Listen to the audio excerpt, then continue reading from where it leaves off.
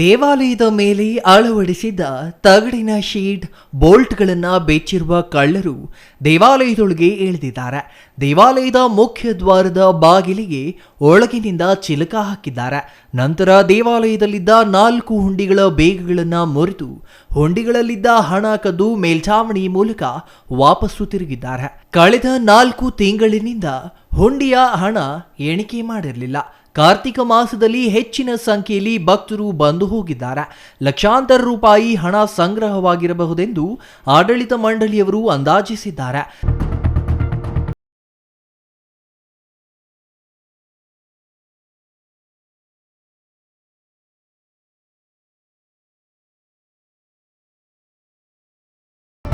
ಸಂಕ್ರಾಂತಿ ಹಬ್ಬದ ಅಂಗವಾಗಿ ದೇವರಿಗೆ ವಿಶೇಷ ಅಲಂಕಾರ ಮಾಡಲೆಂದು ಭಾನುವಾರ ತಂದು ಇಟ್ಟಿದ್ದ 15 ಲಕ್ಷ ರೂಪಾಯಿ ಮೌಲ್ಯದ ಬೆಳ್ಳಿ ಮತ್ತು ಚಿನ್ನದ ಒಡವೆಗಳನ್ನು ಮುಟ್ಟಿಲ್ಲ. ದೇವಾಲಯದಲ್ಲಿನ ಪಾರ್ವತಿ ದೇವಿಯ ಮೂರ್ತಿಯ ಬಳಿಗೆ ಹೋಗಿ ಆಭರಣ ತೆಗೆಯುವ ಪ್ರಯತ್ನ ಮಾಡಿ ವಿಫಲರಾಗಿದ್ದಾರೆ. ದೇವಿಗೆ ಹಾಕಿದ್ದ ಬಾಳೆಗಳು ಒಡೆದು ಹೋಗಿವೆ. ಹಬ್ಬದ ದಿನದಂದು ಬೆಳಗ್ಗೆ 4 ಗಂಟೆಯ ಸಮಯದಲ್ಲಿ ಅರ್ಚಕರ ಕುಟುಂಬದವರು ದೇವಾಲಯ ಶುಚಿಗೊಳಿಸಲೆಂದು ಬಂದಾಗ ದೇವಾಲಯದ ಬೀಗ ತೆಗೆದು ಬಾಗಿಲು ತಳ್ಳುವ ಪ್ರಯತ್ನ ಮಾಡಿದ್ದಾರೆ. ಬಾಗಿಲು ತೆರೆಯಲು ಸಾಧ್ಯವಾಗದಿದ್ದಾಗ ಗಾಬರಿಗೊಂಡ ಕುಟುಂಬದವರು ಅರ್ಚಕರಿಗೆ ವಿಚಾರ ತಿಳಿಸಿದ್ದಾರೆ.